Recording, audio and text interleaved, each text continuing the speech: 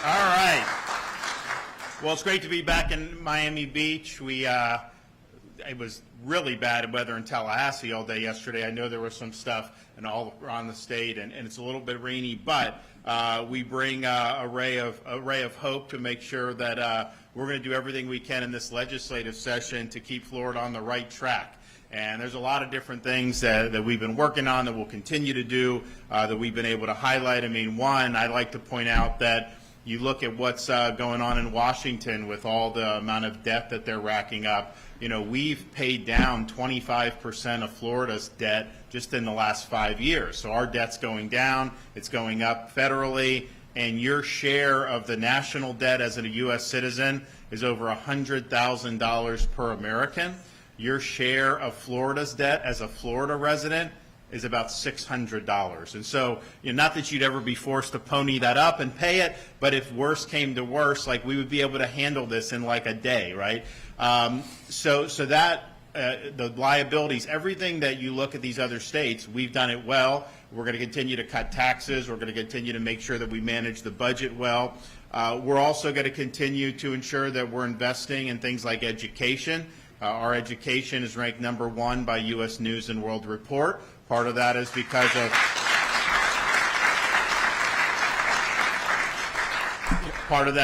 we've got very affordable, high-quality higher education, which we're proud of. Tuition is very manageable for Florida residents. We've held the line on that. We'll continue to do that. We also can get Bright Future scholarships. So there's a whole bunch of stuff with that about affordability, which is important, but also education choice. Here in Miami-Dade, you have more choice than probably anywhere in the country. Certainly for an urban district, it's not even close when you have the choice within the school districts, the charter schools, the private scholarships. That's really empowered parents, and it's allowed us to produce much better results. So we're going to continue to do that. In my budget, you know, I called for an even bigger increase in salaries for teachers in Florida, $1.2 billion. We did $1 billion last year. No one's ever been able to do that much money. Since I became governor, we've now done a lot, and we'll continue to do that. We know it's important. We also are going to continue to do what we've been able to do for environmental restoration. If you look, I was out at out in the Everglades agricultural area a week or two ago, where we actually started having water flowing through one of the stormwater treatment areas. That was a pipe dream 10 years ago.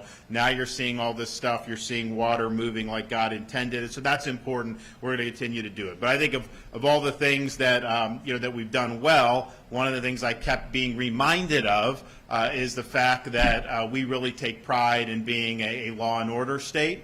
We take pride in being a state that supports the people that wear uniforms, and we take pride in maintaining public order and making sure that people have good quality of life to be able to live their lives, to be able to raise their kids if they have kids, to be able to retire in peace and tranquility.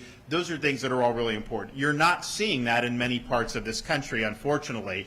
And when people had flooded into Florida over these last many years, I've talked to so many of them that just did not feel that their public officials were keeping their communities safe. I mean, you know, you look at places like San Francisco where you can rob the stores blind and they don't do anything.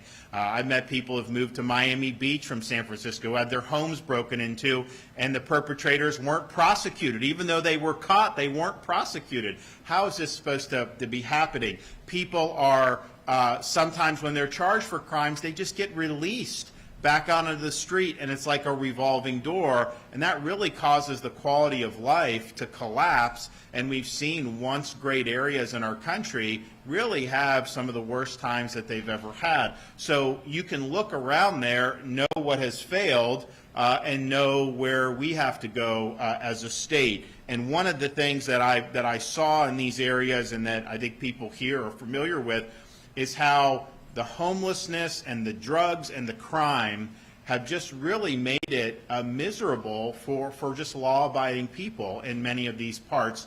You can go to like Los Angeles, and like there's just like tent cities are everywhere on the sidewalk, on public areas, and it's not something that you can actually have a vibrant society when things like that are happening. And so we're here today. The legislature is considering doing something to just ensure from a statewide perspective we're not going to let any city turn into a San Francisco. Not on our watch. We're not going to let that happen. We're going to have protection for people.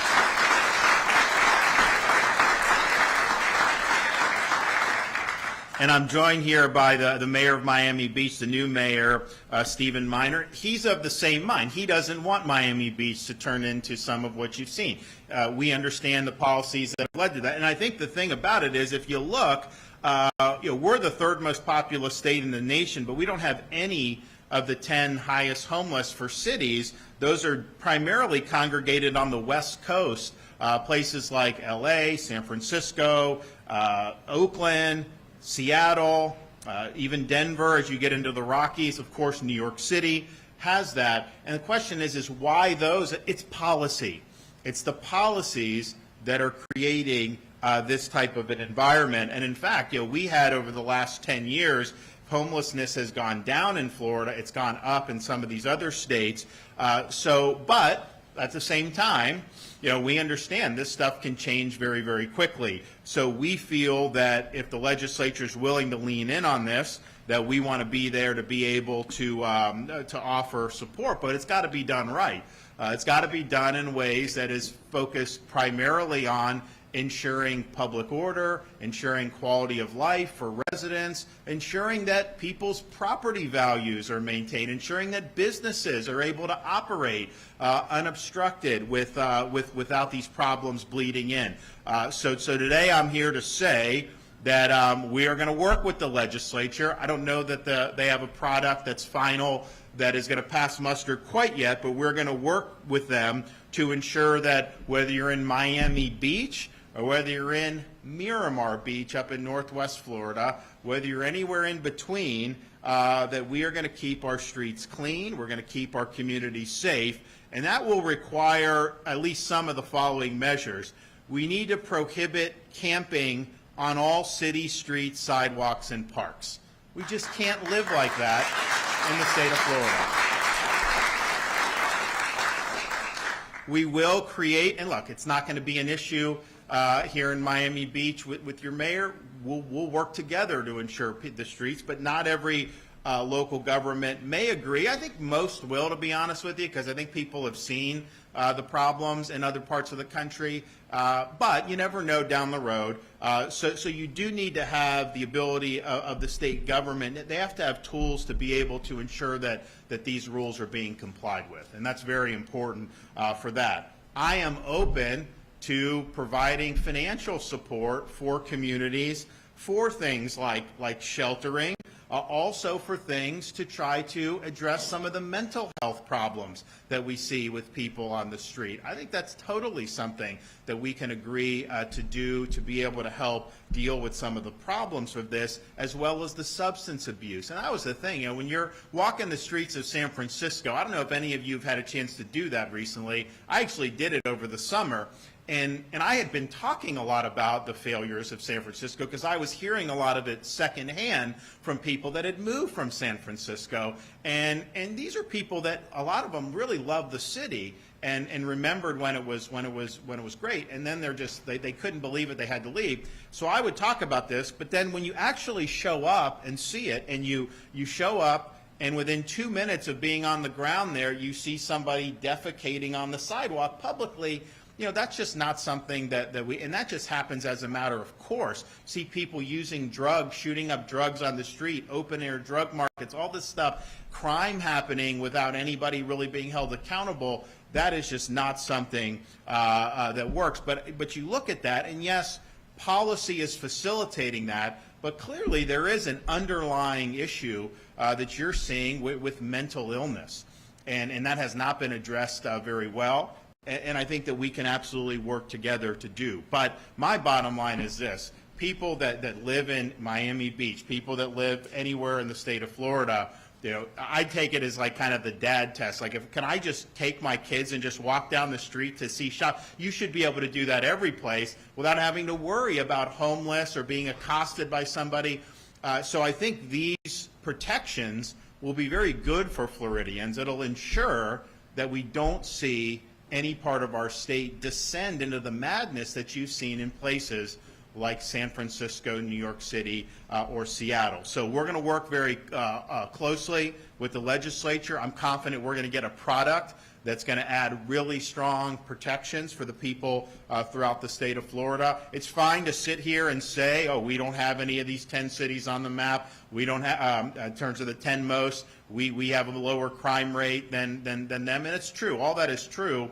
But, you know, part of what leadership is to look to see what hurdles could be 5 years out, 10 years out, and are we putting in places structures to ensure success. And I think what they've done in those other jurisdictions, they've really incentivized the results that they're seeing, and they're incentivizing failure. I want to incentivize success here in Florida, and this will be a big part of it. So stay tuned on that. I'm confident we're going to be able to get something across the finish line, because I think there's broad agreement that that it's worth doing something and really leaning in and getting ahead, because we see if there's a wrong turn taken, just how destructive that can be. Before I invite up FDLE Commissioner Mark Glass, we'll also hear from the mayor, as well as Betty Bahar, who's the owner of a chewing gum ladies boutique here in Miami Beach, and we'll tell her story. I just want to say this, because we're in early February. There's obviously a lot of people that are in the state now, of course, but that's kind of normal. As we get into March, we start to get into the season of spring break. And I've told the mayor proactively the state will provide resources that the city here needs to be able to ensure that spring break does not turn into some melee.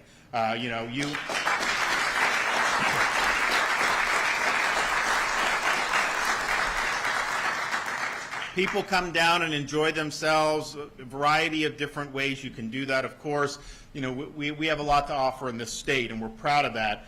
But we're not going to let the streets be taken over. We're not going to let the residents who live here have their quality of life diminished. We're not going to allow businesses to be hurt by public disorder on the streets, or any of this type of activity that we have seen in recent years. Now, we sent a lot of people to Miami Beach to help with Highway Patrol, Florida Department of Law Enforcement, but I'm here to just say, you know, these are resources that are available now, and we want to get ahead of this, because we don't want it to happen and then have to come in and stop it. We want it to just be a smooth period of time for people to be here. You should not even really know that it's spring break or not, because things should be orderly.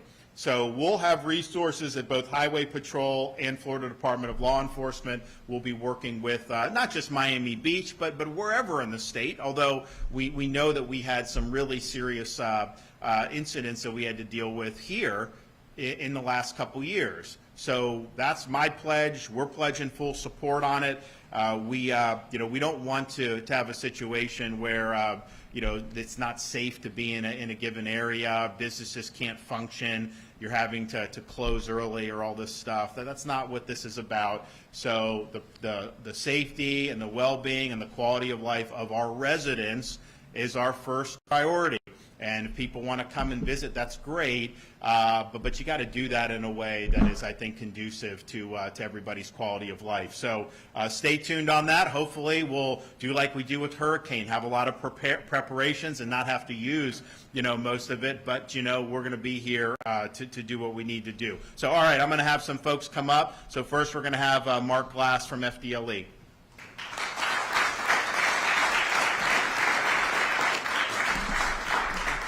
Thank you, Governor, and thank you, everyone, for being here. Under this governor that we have, Florida is safer than ever before. Safer.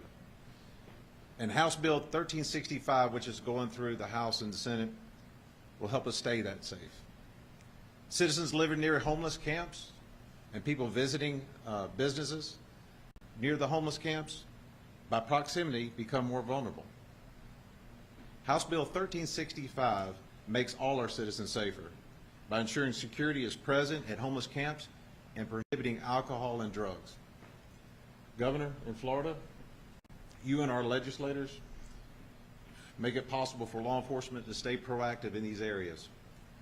And that is why Florida has experienced one of the largest decreases and homelessness across our great country.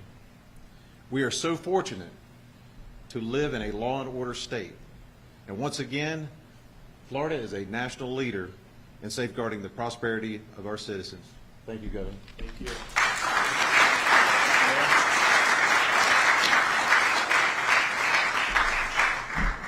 Thank you, Governor, for your leadership, particularly in making the state of Florida a law and order state, and that's certainly what we are striving for and are accomplishing here in Miami Beach. This is a law and order city, and our commission is steadfast in making sure that continues that. And I've spoken to the governor, spoken extensively with his team, and the commitment is unwavering to make sure that we have the resources, no matter what, including spring break, to make sure we don't see the same issues. You know, a couple of years ago, I was talking to a business owner who was telling me about a level of guilt he felt with a homeless individual who slept in front of his storefront every night. And he said he would have to clean up every morning, but he said, I did it willingly. He said he would give him some food. He said, but I used to be able to have conversations with him. I used to be able to talk with him, even some politics. He says, but by the end of those 4 years, he had disintegrated into a person I didn't recognize. And then one day, he wasn't there anymore, and he never saw him again. He said, did I help this person? Was I compassionate to this human being? Or did I facilitate his downfall? You know, in Miami Beach, every 3 years we do a comprehensive survey on a number of issues, from policing services to cleanliness to resiliency, and there are 30 different items that our residents are questioned about. And the last 2 surveys we did, number 30, both times, meaning the worst rating we got, was how we address the homelessness issue. And that's changing. That's changing now. I'll talk a bit about what our commission recently did, but several years ago I proposed legislation that our commission passed where we're offering employment opportunities to homeless individuals. I proposed legislation that our commission passed where we offer pre-diversionary rehabilitation programs to homeless individuals, to people with mental health issues, with addiction issues. And we transformed our municipal prosecution team. The governor mentioned law and order, making sure we don't have that turnstile. When I looked under the hood of our own municipal prosecution team in 2021, we only had an 8% success rate in convictions. And through the help of my legislation and our commission, we are near 90% today in a successful.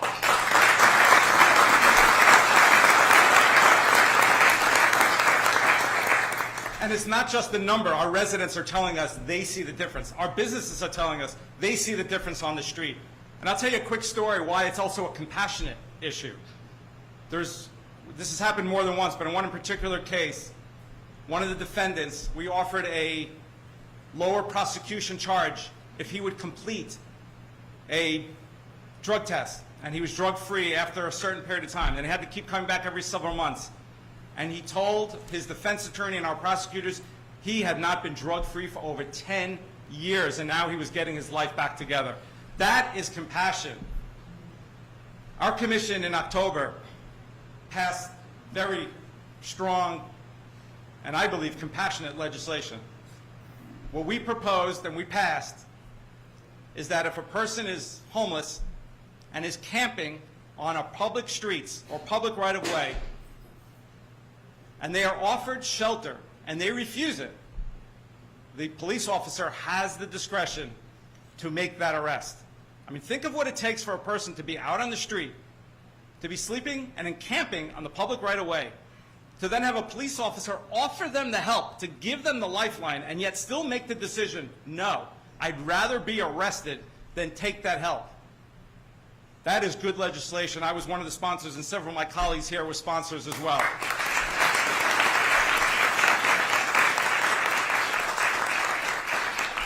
Thank you, Governor, for your support. I do want to just take the opportunity to particularly name my commissioners who are here.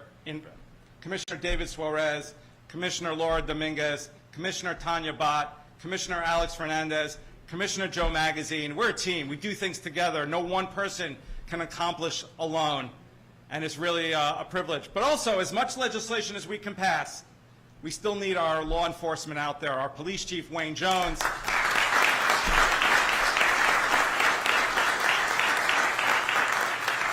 our city manager, Alina Hudak. And there's so much more to say. The governor also been with our law enforcement, with our fire department. Hatzalah is represented here, a volunteer service that the governor was instrumental in allowing them.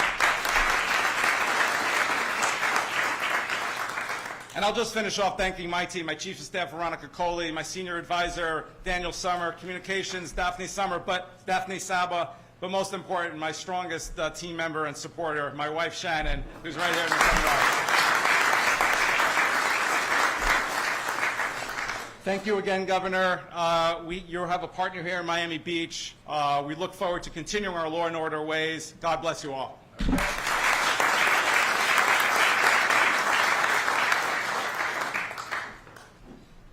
Hi guys, I'm Betty Bihar. I was born here. I've been in business for 39 years, and I have so many things to thank the governor for. First of all, we survived COVID.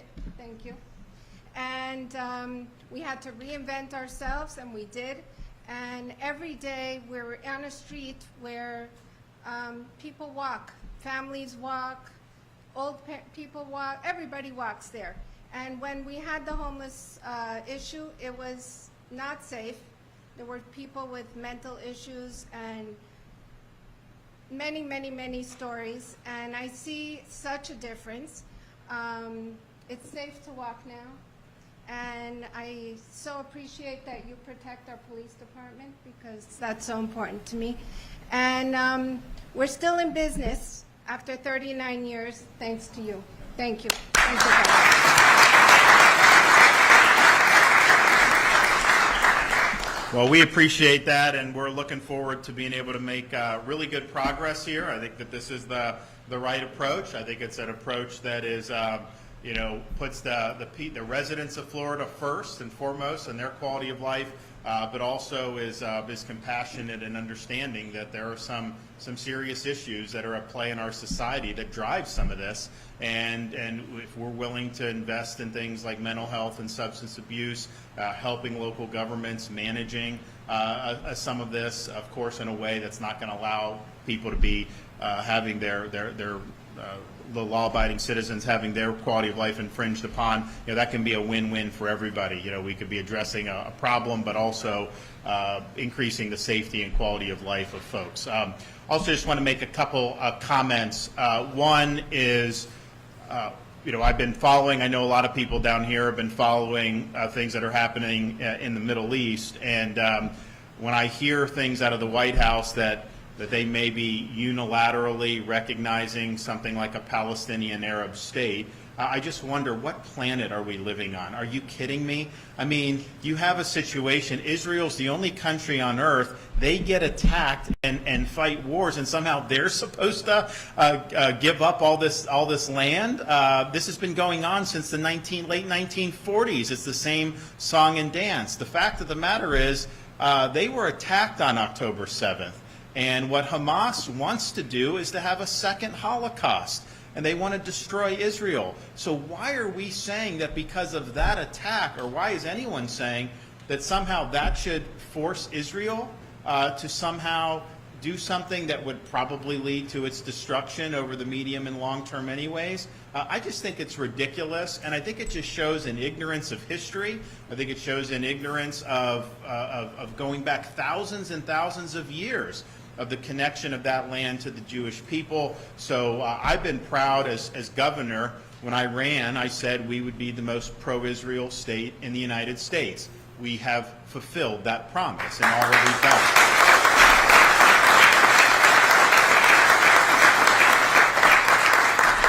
done. Second thing is just we have a huge issue in this country on our southern border. You can't be a country if you don't maintain control of your own territory.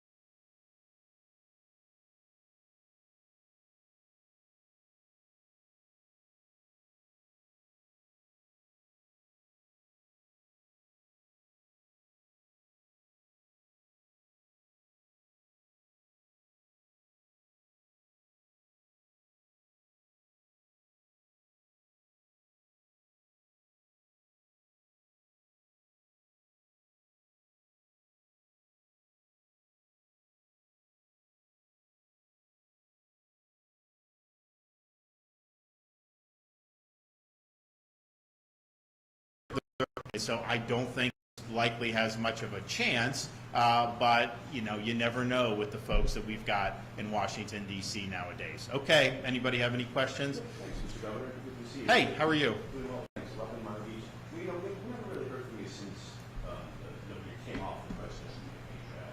I'm just wondering, you had a couple of weeks to digest what's happened here, and what do you think happened with you running for the White House? I haven't taken a couple weeks to digest and reflect. I got right back in the saddle here. We've been making things happen every single day. That's just what we do. We did do a lot in the 7-8 months that I was running, but it was after the legislative session. But that's just the type of a guy I am. Whatever I have an opportunity to make a difference, I'm going to do. You're not going to see me go on like some hibernation where I'm like saying, oh, woe is me. That's just not how I am. And so we're happy to have been back. I think I was back in the office the next day, and we've been putting points on the board ever since, and people here can expect nothing less than me. We're going to continue to be very energetic. We're going to continue to get a lot of things done. I will say, though, that being the most active governor in America, we've worked very hard, but the difference between doing that versus a presidential campaign where you're doing 10 interviews a day, going all these stops on the buses, it is a little bit different. And so even though we've been very active, I think that this is good. It's a difference between talking about things and actually doing things, and I'm a doer more than a talker.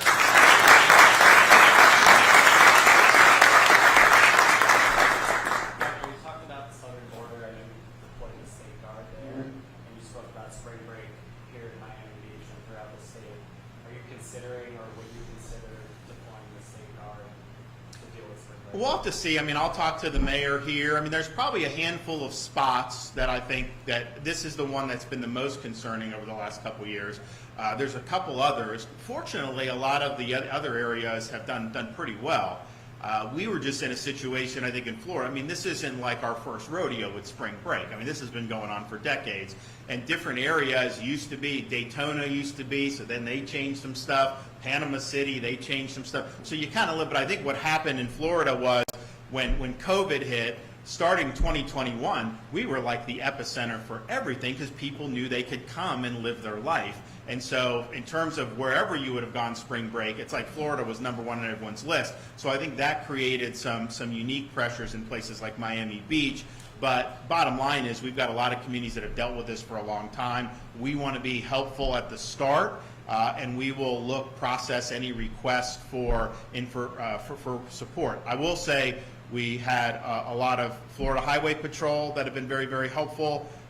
Florida Department of Law Enforcement, if there's other agencies that need to pitch in, we're open to that, but I would say those will probably be the two main agencies that will help, and I think we can get ahead of it on the front end so that you can come, but you're not going to be able to do some of the things that have been happening, and if that's made very clear at the front end, I think it's going to be much smoother for everybody. Glenna. Hi, Governor. Welcome to the zip code. Interesting that you had this. I was reading 1365 as you were talking, and across the bay is where the 10 cities are. Right. And 1365 goes into a choice for a county to set up a camp with security and facilities for homeless.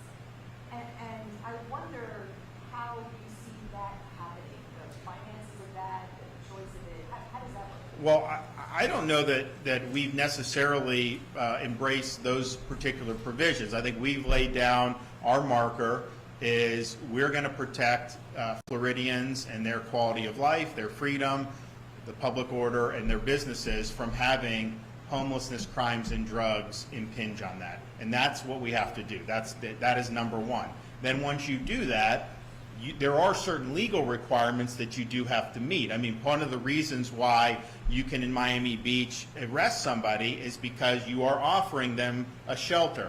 Courts have said you have to do that. I'm not sure that's what the Constitution actually says, but you know what? This is the Warren Court, and they just made it up as they went along, so why not, right? But we're mindful of that because I want to do whatever we do, I want it to stick. I don't want it to end up being, we know there's always going to be some judges that rule against us no matter what, but as you go on appeal and everything, we want it to be able to stick. So how is that done? And I think what we're envisioning is providing some support for counties for additional sheltering, providing some financial support for both substance abuse and mental health. But what we don't want to see in the legislation is any incentive to create homeless camps, particularly in areas that would interfere with the public conducting normal business. And so if it's a county where they're going to do something that's out of the way, I think what they're trying to do in that bill is provide a lot of accoutrements that are required to probably make it less attractive to do that. But then if they went ahead, then they'd have to do all those things. But I think that's all still a work in progress. My bottom line is we just want the streets safe. We don't want homeless to be an issue in everyday life. And that's what it's become. It's overwhelmed day-to-day life in some of these cities throughout the United States. And that, first of all, it's not good for the public, but it ultimately isn't good for the people that are out camping on the streets. That's a dead end. That is not going to lead them to having any of these problems solved. So there's going to be better ways to not only protect the public, but also to help some of these individuals who some of them do have issues that need to be addressed, and we can be protective, potentially can be constructive in helping to address. Yes? Yeah, hi, Governor. Any other issues you can think of in terms of helping out with spring break? I know you mentioned about the possibility, or any other ways in which you can see the state helping? I think a lot of it's going to be based on the requests we get.